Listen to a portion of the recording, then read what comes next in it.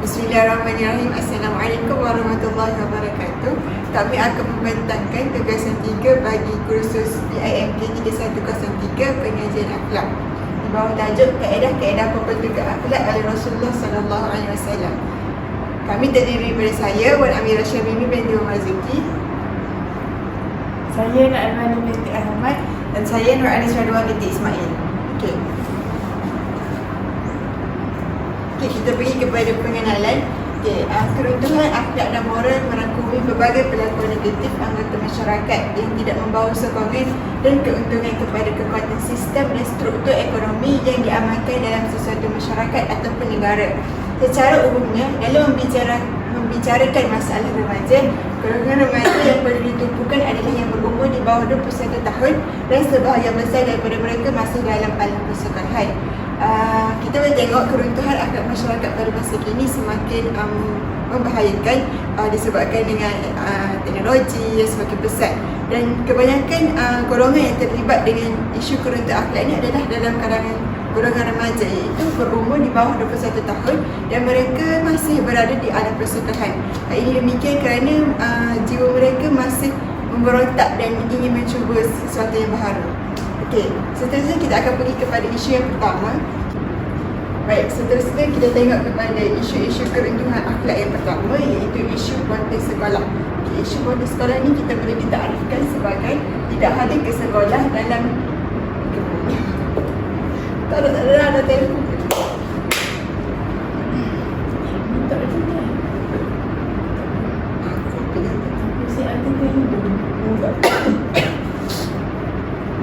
Baik, kita tengok kepada isu yang pertama, iaitu isu ponten sekolah. Ponten sekolah boleh ditarifkan sebagai tidak hadir ke sekolah tanpa keizinan guru atau ibu bapa. Okey, ponten sekolah ni ada 2 kategori. Yang pertama, kategori ponten sekolah berterusan, yang mana murid tersebut tidak hadir ke sekolah secara berterusan dan berturut-turut dalam satu tempoh yang lama. Contohnya, dalam tempoh 1 bulan, murid tersebut setiap hari tak datang ke sekolah. Itu adalah kategori ponten sekolah secara berterusan. Manakala ponten sekolah kategori yang kedua adalah ponten sekolah secara berkala, yang mana ponten sekolah secara berkala ni murid tidak hadir ke sekolah dalam satu tempoh yang singkat tetapi berkemungkinan untuk berulang. Biasanya murid akan buat ponten sekolah secara berkala lah, maksudnya dalam tempoh seminggu tu mungkin ada 2 hari yang murid tak datang, lepas tu minggu depan dia ulang pula 2 hari. Itu adalah ponten sekolah secara berkala. Okey, kita tengok apakah punca berlakunya isu ponten sekolah ni. Biasanya isu ponten sekolah ni berlaku disebabkan sikap murid yang tidak mempunyai motivasi untuk belajar. Biasanya sikap murid ni kita boleh tengok dalam kalangan murid kampung, yang mana mereka tak berminat untuk belajar, lebih-lebih lagi bila cikgu tu garang ataupun mata pelajaran itu membosankan. Jadi mereka rasa tak perlu untuk pergi sekolah, sebab itulah mereka ponten sekolah. Yang kedua, punca berlakunya isu ponten sekolah ni adalah disebabkan ajakan kawan yang terpengaruh dengan rakan yang tidak hadir. Macam saya kata tadi, murid-murid ni ataupun golongan remaja ni, mereka sifat ini mencuba benda baru tu tinggi, dan mereka akan mudah terpengaruh dengan rakan-rakan ni. Jadi bila mereka berkawan dengan rakan yang selalu tidak hadir ke sekolah, maka mereka juga akan turut terjebaklah dengan isu ponten sekolah ni. Punca yang ketiga, kita boleh tengok faktor ibu bapa yang mempunyai latar belakang yang bertaraf sosio-ekonomi yang sederhana. Kenapa saya kata faktor ibu bapa ni juga boleh mempengaruhi isu ponten sekolah? Sebabnya kebanyakan ibu bapa yang mempunyai latar belakang sosio-ekonomi sederhana, mereka terpaksa bawa anak mereka untuk berniaga ke di pasar malam. Jadi anak-anak mereka ni akan rasa letih, dan esokkan tu tidak akan rasa semangat lah untuk pergi sekolah sebab letih semalam atau lemak ayah dijual ke. Sebab itulah saya kata faktor ibu bapa ni juga menjadi salah satu punca berlakunya isu ponten sekolah ni. Okay, jadi kita boleh tengok apakah kesan berlakunya isu ponten sekolah ni. Okay, yang pertama, kita boleh lihat bahawa pencapaian akademik murid akan semakin merosot. Sebab apa? Sebab bila mereka selalu tidak hadir ke sekolah, mereka akan ketinggalan dalam sesuatu mata pelajaran tu, ketinggalan dengan apa yang cikgu ajar. Jadi apabila peperiksaan tiba, mereka tidak mampu untuk menjawab soalan tersebut. Okey, seterusnya kita lihat kisah yang seterusnya, murid akan melibatkan diri dalam perkara-perkara yang kurang baik. Okey, contoh perkara-perkara yang kurang baik ni, contohnya budaya melepak akan semakin meningkat. Contohnya murid akan pergi ke pusat cyber, kafe untuk melayani internet. Jadi mereka akan mudah terlibat dengan perkara-perkara yang tidak baik. Okey, seterusnya kesan berlakunya proses sekolah yang ketiga, kita boleh tengok bahawa murid ni akan mudah terjebak ke dalam kancah dadah, mencuri dan jenayah-jenayah lain. Ini disebabkan bila mereka tidak datang sekolah, mereka akan membazir masa dan mereka akan mudah terjebaklah dengan kumpulan-kumpulan yang menghisap dadah dan sebagainya. Okey, jadi kita tengok apakah kaedah pembentukan terbaik yang boleh kita lakukan untuk menangani isu kontes sekolah ini. Okey, menurut Rasulullah SAW, kita boleh guna kaedah taghrib. Okey, apa itu taghrib? Taghrib ini bermaksud dari segi bahasa bermaksud gemar ataupun inginkan sesuatu, manakala dari segi istilah bermaksud satu bentuk galakan dan motivasi kepada umat manusia agar sentiasa mempertingkatkan ketakwaan dan ibadah kepada Allah SWT. Okey, pada kata taghrib ni adalah satu kaedah di mana kita bagi galakan secara positif kepada murid tersebut untuk hadir ke sekolah. Contohnya kita boleh buat bagi hadiah ke okay, contohnya, kita tengok contoh pelaksanaan yang boleh dilakukan di sekolah, di mana sekolah ni mewujudkan kaedah token trace, di mana setiap pelajar yang hadir ke sekolah akan diberikan satu token dan kemudiannya boleh ditukarkan dengan hadiah. Okey, kita tengok kaedah token trace. Token trace ni boleh dilakukan di sekolah. Maksud bila murid datang ke sekolah, mereka akan diberikan token dan setiap hujung bulan mereka boleh mendapatkan hadiah hasil daripada contoh. Kalau mereka datang penuh setiap bulan pada hari tersebut mereka dapat hadiah.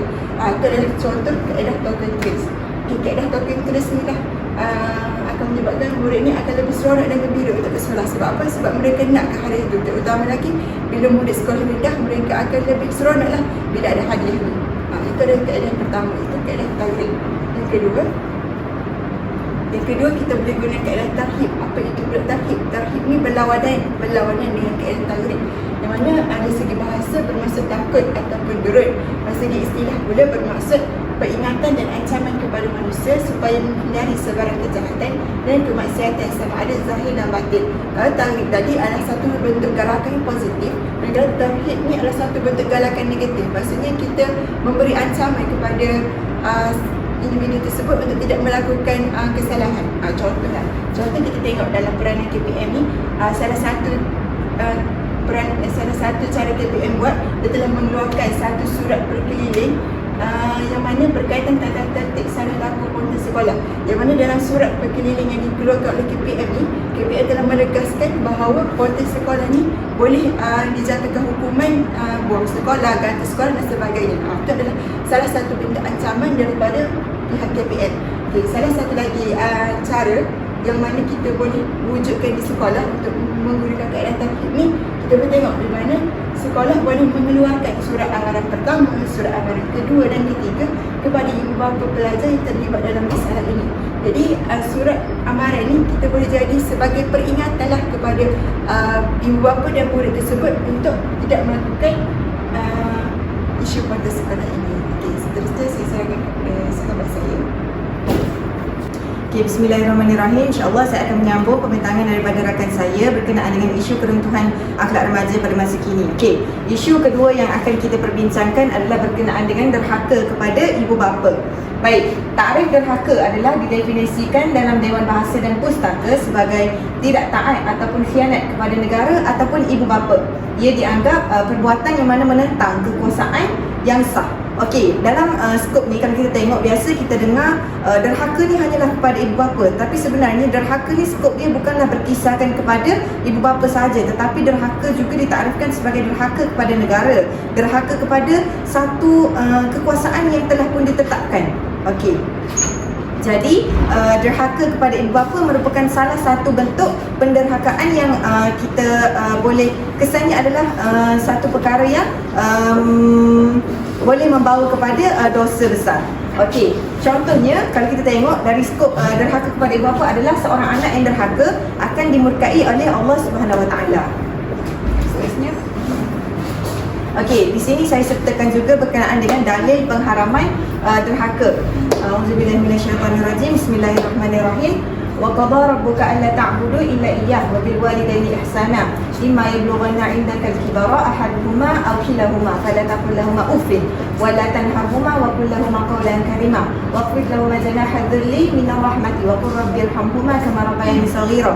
Yang bermaksud, dan Tuhanmu telah memerintahkan agar kamu jangan menyembah selain dia dan hendaklah berbuat baik kepada kedua ibu bapa. Jika salah seorang di antara keduanya atau kedua-duanya sampai berusia lanjut dalam pemeliharaanmu, maka sekali-kali janganlah engkau mengatakan kepada keduanya perkataan dan janganlah engkau membentak keduanya dan janganlah engkau ucapkan kepada keduanya perkataan-perkataan yang tidak baik. Okey, dan rendahkanlah dirimu terhadap keduanya dengan penuh kasih sayang serta ucapkanlah, wahai Tuhanku, sayangilah keduanya sebagaimana mereka berdua telah mendidik aku pada waktu kecil. Okey, jadi melalui dalil pengharaman derhaka ni, kita boleh tengok dengan jelas bahawasanya perbuatan derhaka ni adalah satu perkara yang boleh membawa kepada dosa besar. Oleh kerana itu, Allah telah menetapkan dalam firman-Nya dalam surah Al-Isra ayat 23 dan 24 bahawasanya derhaka adalah suatu perkara yang jatuh kepada hukum haram dan berdosa besar. Terusnya, okey, baik. Contoh perbuatan derhaka kepada ibu bapa, di sini saya sertakan 3 contoh. Baik, yang pertama adalah perbuatan atau percakapan yang membuatkan ibu bapa ni sedih dan kecewa kerana sedih dan menangis kerana kecewa. Baik, perbuatan yang menyebabkan mereka menangis, sedih dan kecewa ni adalah seperti bercakap kasar dengan mereka, menengking dan juga meninggikan suara. Baik, yang kedua adalah bermasam muka dan mengerutkan kening, tanda tidak suka di hadapan ibu bapa. Baik, kalau kita tengok ni menyumbang kepada perbuatan ataupun isu keruntuhan akhlak dalam kalangan remaja, kerana kalau kita tengok pada zaman kini, orang pertama yang bersama dengan kita sejak daripada kita kecil adalah kedua ibu bapa kita. Tapi mengapa remaja pada zaman kini lebih berminat ataupun lebih banyak meluangkan masa dengan rakan-rakan? Sedikit sebanyak mereka akan meluahkan perasaan kepada rakan-rakan, bukan kepada ibu bapa. Okey, jadi kita akan tengok punca yang menyumbang kepada perbuatan derhaka ini. Okey, baik. Yang ketiga adalah memaksa dan mengarah ibu bapa melakukan sesuatu. Contohnya memasak, mengemas rumah, menjaga anak dan sebagainya. Kenapa kita kata kita tak boleh memaksa dan mengarah ibu bapa ni? Kecuali apabila mereka bersedia ataupun mereka sendiri yang ingin melakukan perkara tersebut. Contohnya memasak. Mungkin ibu kita dia sendiri yang hendak memasak di rumah, bukannya kerana kita suruh. Okey, jadi seperti yang dalil yang kita baca tadi, kalau kita tengok dikata firman Allah telah pun difirmankanlah bahawasanya seorang anak ini tidak boleh berkatakan ataupun merungut sekiranya ibu bapa ni menyuruh mereka melakukan sesuatu. Jadi nak katanya di sini bahawasanya kita ni nak merungut ataupun nak meluahkan perkataan pun tidak boleh apabila disuruh ibu bapa. Apatah lagi kita nak menyuruh ataupun memaksa mereka melakukan sesuatu. Baik, yang seterusnya kita masuk pula kepada punca dan juga kesan isu derhaka kepada ibu bapa. Seperti mana yang kita sedia maklum, sebenarnya punca yang tercetus berkenaan dengan derhaka kepada ibu bapa ni adalah faktor utamanya adalah datang daripada ibu bapa itu sendiri, yang mana sikap ibu bapa ni yang membawa kepada perbuatan anak-anak derhaka kepada ibu bapa. Jadi punca yang pertama adalah apabila ibu bapa ni mengabaikan anak-anak, iaitu mereka ni mempunyai masa yang terhad dan juga singkat apabila bersama dengan anak-anak. Ataupun secara mudah untuk fahamnya, mereka tidak mempunyai masa untuk bersama dengan anak-anak. Ini akan membawa kepada anak-anak ni mula untuk mencari kasih sayang dan juga mula mencari orang lain untuk meluahkan rasa mereka. Okey. Yang kedua adalah tidak memuji dan memberikan sokongan pada anak-anak. Okey, seperti yang kita sedia maklum, sokongan dan juga motivasi daripada ibu bapa ni adalah penting untuk membina anak-anak dalam pembentukan peribadi anak-anak ni ke arah yang lebih baik. Jadi, apabila ibu bapa ni tidak memuji, tidak memberi sokongan, tidak prihatin terhadap kehidupan anak-anak, maka mereka akan terjerumus kepada perkara-perkara yang tidak baik. Okey, yang ketiga adalah apabila ibu bapa ni terlalu cerewet kepada anak-anak. Okey, cerewet di sini adalah seperti mana boleh saya ceritakan adalah saya terbaca satu artikel ataupun bukan artikel, sinar harian berita berkenaan dengan seorang bapa yang mana menetapkan keputusan peperiksaan secara cemerlang kepada anaknya, maka dia menetapkan bahawasanya dia mahu keputusan peperiksaan anaknya adalah begini. Jadi apabila mana anaknya tidak dapat memenuhi kriteria yang telah ditetapkan ataupun tidak mencapai target yang telah ditetapkan oleh ayahnya, maka ayahnya ini merasa kecewa dan memberitahu bahawa dia tidak menganggap anaknya itu adalah anaknya. Okey, perkara itu telah membawa kepada anaknya membunuh diri, membawa kepada perbuatan membunuh diri. Okey, jadi di situ membunuh diri ini adalah satu perkara yang kita tahulah bahawasanya adalah perkara haram dan juga dosa besar. Jadi itu adalah salah satu keruntuhan akhlak dalam diri remaja lah. Jadi nak kata yang dekat sini, isu derhaka kepada ibu bapa ni adalah bermula daripada ibu bapa itu sendiri. Okey, jadi kita tengok pula kesan isu derhaka pada ibu bapa. Yang pertama adalah kesannya adalah terhadap anak-anak tu lah. Yang pertama, mereka akan bergantung kepada orang luar berbanding ibu bapa mereka sendiri. Sedangkan ibu bapa ini adalah golongan ataupun figura yang mana anak-anak ini orang pertama yang mereka percayai. Apa-apa sahaja yang diberitahu oleh ibu bapa mereka, mereka akan percaya. Tetapi apabila mana mereka ini sudah terjebak kepada perkara-perkara yang tidak baik, maka mereka akan lebih percaya kepada orang luar dan tidak lagi bergantung harap kepada ibu bapa. Yang kedua adalah anak-anak ini mula akan terjebaklah dengan perkara-perkara yang tidak baik dalam kehidupan mereka. Dan yang terakhir adalah secara tidak langsung anak-anak ini akan terlibat dalam jenayah seperti pembunuhan, seperti mana yang saya ceritakan tentang kisah bapa yang terlalu cerewet kepada keputusan peperiksaan anak dan juga kes buli. Baik, yang seterusnya.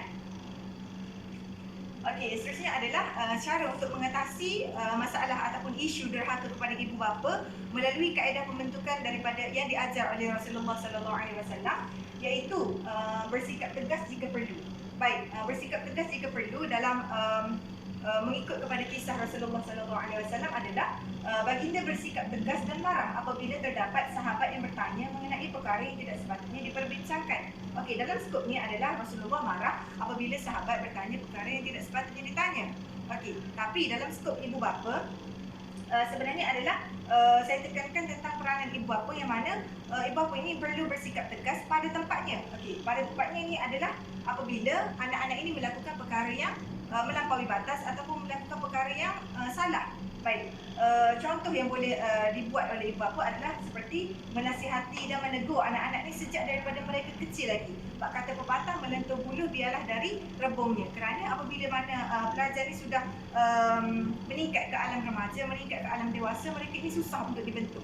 Kerana mereka sudah boleh membuat penilaian mereka sendiri, biarpun kadang-kadang penilaian mereka itu tidak dapat diseimbangkan mana yang baik dan mana yang salah. Baik, dan apabila sekiranya anak-anak ini melakukan perkara yang tidak elok, hendaklah ibu bapa ni menjadi contoh dan juga tauladan yang baik kepada mereka. Okey, saya tekankan peranan ibu bapa tu adalah ibu bapa ni lah yang perlu bersikap tegas jika perlu, mengikut kepada kaedah pembentukan akhlak yang diajar oleh Rasulullah sallallahu alaihi wasallam. Okey, kalau mengikut sekolah pula adalah dari persekitaran sekolah itu sendiri hendaklah menekankan pembelajaran adab dan juga kepentingan mengamalkannya di sekolah secara lebih meluas dan berpraktik. Hal ini kerana kalau kita tengok sekiranya di sekolah menekankan tentang adab, apabila murid ini berjaya untuk menerapkan adab dengan berkesan dalam diri, maka tidak akan timbul isu derhaka kepada ibu bapa. Sekiranya tidak timbul isu derhaka kepada ibu bapa, maka perkara-perkara lain yang buruk tidak akan masuk ke dalam diri seorang individu. Saya rasa untuk isu yang kedua, iaitu isu derhaka kepada ibu bapa, sampai di situ sahaja. Kita sambung kepada pembentangan rakan saya berkenaan dengan isu yang seterusnya. Okey, untuk yang seterusnya kita tengok kepada isu keruntuhan akhlak dalam kalangan remaja. Yang ketiga iaitu mengenai isu penzinaan. Okey, seperti yang kita tahu, isu penzinaan ini semakin berluasa dalam kalangan remaja, yang mana ia mempengaruhi daripada berbagai faktor dan juga memberi kesalah. Okey, untuk yang pertama saya akan terangkan iaitu penghentian zina. Okey, zina ialah perbuatan bersenggama antara perempuan dan lelaki yang bukan mahramnya, iaitu bukan pasangan halal. Okey, ini bermaksud ianya melibatkan percampuran antara lelaki dan perempuan, yang mana ia melibatkan pergaulan bebas antara mereka hingga menyebabkan berlakunya perbuatan yang tidak sepatutnya, iaitu perbuatan zina. Okey, jadi seperti yang kita tahu, hukum zina dalam Islam ni adalah haram dan termasuk dalam salah satu dosa-dosa yang besar selain daripada syirik dan membunuh. Okey, daripada pengertian ni kita faham bahawa penzinaan ni merupakan sesuatu yang amat dilarang oleh Allah Subhanahu Taala dan dalam Al-Quran sendiri juga ada disebut. Okey, namun itulah yang sering berlaku dalam kalangan remaja kini. Okey, yang seterusnya kita tengok kepada dalil pengharaman zina. Okey, dalam Al-Quran ada dinyatakan dalam surah Al-Isra ayat 32 yang bermaksud, dan janganlah kamu menghampiri zina. Sesungguhnya zina itu adalah satu perbuatan yang keji dan satu jalan yang jahat, yakni membawa kepada kerosakan. Okey, daripada ini kita boleh faham bahawa dalam Al-Quran sendiri juga telah dinyatakan larangan untuk kita sebagai orang Islam ni untuk mendekati zina. Okey, jadi sebelum berlakunya perbuatan zina ni, adanya faktor-faktor ataupun unsur yang membawa kepada zina, iaitu seperti zina mata dan juga zina hati. Okey, jadi sebagai orang Islam ni, kita kena tahu batas pergaulan kita sebelum membawa kepada zina-zina tersebut hinggalah kepada perkara yang besar. Okey, jadi kita masuk kepada punca berlakunya isu perzinaan dalam kalangan remaja. Okey, ianya mempengaruhi oleh pelbagai punca. Okey, antaranya yang pertama disebabkan oleh penyiaran drama ataupun filem yang memaparkan aksi ganas dan juga porno dipertontonkan. Okey, seperti yang kita tengok dalam media masa sekarang, pelbagai drama ataupun pelbagai aksi yang tidak begitu eloklah dipertontonkan dalam internet. Okey, walaupun kita tahu internet ini membawa banyak kepada kebaikan untuk kita, seperti untuk mencari maklumat dan juga sebagainya lah. Tapi bila kita tengok daripada sudut lain, ia boleh memberi kesan terutama kepada remaja yang sedang membesar, iaitu mereka akan didedahkan dengan filem-filem yang ganas. Jadi ia boleh membawa kepada mereka untuk mencuba kepada perbuatan zina. Okey, punca yang kedua ialah disebabkan oleh kejutan budaya yang dibawa oleh anasir-anasir barat. Okey, benda ni ialah berpunca daripada kejutan budaya pelajar itu sendiri, iaitu remaja itu sendiri. Okey, mungkin mereka terlalu terdedah dengan anasir-anasir barat, yang mana mereka adanya muzik-muzik video yang ada isu-isu pergaulan bebas, sehingga kan mereka ini terikut untuk melakukan perbuatan tersebut. Okey, selain itu kejutan budaya juga boleh berpunca daripada perpindahan daripada orang yang biasa duduk di kampung dan mereka berpindah ke bandar. Okey, perkara itu juga boleh membawa kepada isu kejutan budaya yang mana mereka terlalu bebas untuk melakukan apa sahaja sehingga mereka lupa kepada batas. Oleh itu maka ia berpuncalah kepada perbuatan zina. Okey, dan punca yang terakhir ialah sikap ibu bapa yang suka mengabaikan anak-anak di rumah. Okey, seperti yang kita tahulah, ibu bapa ni berperanan besar dalam kehidupan seorang anak. Okey, tapi bila mana bermulanya sikap ibu bapa yang yang suka mengabaikan anak-anak, yang terlalu sibuk bekerja, jadi anak-anak ini terlalu bebas. Tiada yang mengukur mereka, tiada yang memberi pendedahan kepada mereka apa itu perzinaan, pergaulan bebas dan sebagainya. Jadi mereka ini mula bertindak sesuka hati untuk melakukan apa sahaja. Jadi disebabkan itulah mereka boleh berkawan dengan orang yang orang yang tidak elok dan mereka mula terlibat dalam perbuatan zina. Ya, seterusnya kita tengok kepada kesan isu perzinaan dalam kalangan remaja. Okey, kesan yang pertama ialah menyebabkan hilangnya sifat malu dalam diri remaja ini. Okey, ini kerana apabila mereka mula melibatkan diri dalam perbuatan zina, mereka terlalu berseronok dan melakukannya hingga tiada orang yang menegur mereka dan mengawal perbuatan mereka serta mencegah. Okey, jadi apabila tiada kongkongan ataupun kawalan daripada pihak yang berwajib, menyebabkan mereka menjadi bangga untuk melakukan perbuatan terkutuk tersebut dan menyebabkan hilangnya sifat malu dalam diri mereka. Okey, yang kedua menyebabkan penularan pelbagai penyakit. Okey, apabila berlakunya hubungan perzinaan ini, ia menyebabkan banyak penyakit seperti penyakit AIDS dan juga penyakit kelamin. Okey, kesannya adalah memberi kesan kepada diri individu tersebut di masa hadapan. Okey, yang terakhir kesan isu perzinaan ini juga ialah menyebabkan lahirnya anak yang tidak diketahui asal-usul keturunannya. Okey, hal ini berlaku kerana disebabkan oleh perzinaan yang berlaku antara seorang wanita dan juga seorang lelaki, yang mana wanita ini tidak tahu lelaki siapakah yang melakukan perbuatan tersebut dengannya. Okey, jadi menyebabkan anak yang lahir itu dia tidak tahu siapa bapanya, siapa ibunya, dan ada kalangan mereka ni sanggup membuang anak. Okey, jadi menyebabkan mereka ni tidak tahu asal keturunan dan juga asal keluarga mereka. Jadi kesannya ialah kepada anak itu sendiri yang mana berpunca daripada perbuatan zina yang dilakukan oleh ibu bapa. Okey, seterusnya kita tengok kepada cara atasi untuk masalah isu penzinaan melalui kaedah pembentukan akhlak oleh Rasulullah SAW. Okey, kaedah yang pertama ialah mendidik dengan tegas dan juga berhikmah. Okey, berdasarkan sirah Rasulullah, kita dapat fahamlah Rasulullah SAW ni bersikap lemah lembut dalam menyampaikan dakwah ataupun menyelesaikan masalah, namun bertindak tegas apabila berkaitan dengan soal hukum. Okey, bila kita kaitkan dalam isu penzinaan kita ni, ianya memberi peranan yang besar kepada ibu bapa, iaitu ibu bapa ni seperti kita tahu dia memberi kasih sayang kepada anak-anak. Namun kasih sayangnya itu ada batas, yang mana ada yang perlu mereka ajar, iaitu tentang adab pergaulan, adab berkomunikasi dan juga adab anaknya itu dengan orang lain. Okey, kerana melalui kawalan ataupun ajaran inilah yang boleh membentuk diri anak-anak untuk mereka tahu apa batas mereka dengan orang lain, batas seorang perempuan dan juga seorang lelaki, dan juga batas seorang lelaki kepada seorang perempuan, iaitu bermula daripada ibu bapa yang bertindak tegas apabila melibatkan hukum. Kerana kita tidak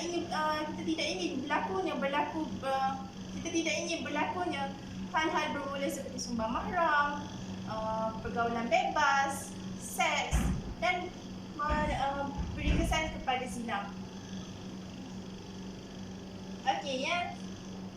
Yang kedua ialah mengajar secara beransur-ansur. Rasulullah SAW mengutamakan perkara yang lebih penting dalam pengajarannya sebelum beralih kepada perkara lain. Ianya dimulakan dengan ilmu yang asas supaya murid ini tidak keliru dan faham apa yang disampaikan. Bila kita tengok dalam skop ini juga, ianya melibatkan kepada golongan ibu bapa dan juga pihak sekolah. Iaitu bagi golongan ibu bapa perlunya penerapan ilmu agama dalam keluarga, iaitu bermula daripada ibu bapa kepada anak-anak. Dia terapkan tentang adab dan juga batas pergaulan. Kerana kesan dia apabila remaja ni membesar, itu di peringkat remaja, mereka sudah tahu apa itu batas pergaulan dengan online. Jadi bila mereka tahu, tidak akan berlakulah isu penzinaan. Manakala bila kita tengok dari aspek pihak sekolah pula, iaitu guru, iaitu apabila guru mengajar, adanya subjek mata pelajaran pendidikan Islam dalam silibus. Bila adanya subjek ni, adanya kita belajar tentang bidang adab dan juga bidang akhlak serta bidang lain.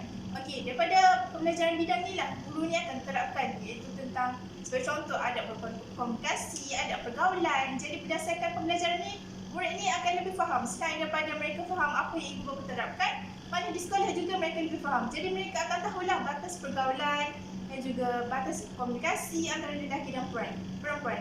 Jadi bila mereka tahu, tidak akan berlakulah kepada unsur penzinaan.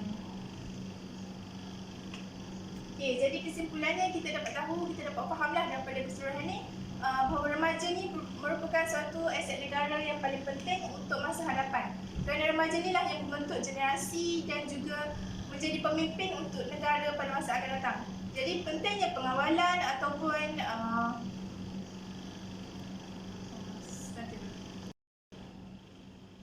yang terakhir kita tengok kepada kesimpulan. Berdasarkan pembentangan yang telah dilakukan oleh sahabat saya, Amira, Anis dan saya sendiri, kita dapat fahamlah bahawa remaja ni merupakan satu aset negara yang amat penting demi kepentingan negara sendiri, iaitu pada masa akan datang. Jadi pentingnya untuk kita kawal dan membentuk individu remaja itu ke arah yang lebih baik dan pentingkan agama dalam diri mereka. Kerana kita tidak ingin berlakunya isu keruntuhan akhlak dalam diri mereka. Jadi pelbagai langkah yang boleh kita ambil dan laksanakan yang bermula daripada pihak ibu bapa, pihak dari segi bidang pendidikan untuk murid itu sendiri. Jadi kesannya tiada lagi berlaku isu-isu keruntuhan akhlak dalam kalangan remaja. Jadi setakat itu sahaja pembentangan dari kami. Sekian.